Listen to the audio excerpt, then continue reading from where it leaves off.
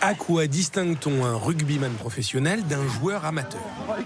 Eh bien, quitte à s'entraîner, l'amateur comprend vite qu'un plaquage, c'est beaucoup plus drôle à la plage que sur un terrain.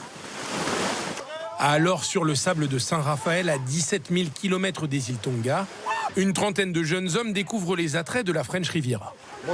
Certains d'entre nous sont charpentiers, par exemple. D'autres travaillent dans les services publics. Personne ne vit du rugby parmi nous. Pourtant, tous ces joueurs sont aussi exaltés que des professionnels. Les Chiliens s'égosillent tout autant. Et question confrontation, les Françaises et les Néo-Zélandais se sont bien trouvés.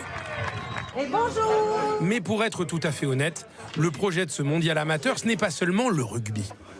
On a souhaité rassembler 16 équipes mondiales, comme les grands, comme les chefs, comme ceux qu'on voit à la télé. On a 48 heures pour leur faire découvrir notre région, donc on ne peut pas rentrer dans le détail, on est obligé d'aller à l'essentiel. L'essentiel chez nous, c'est le soleil, la mer, et puis nos traditions.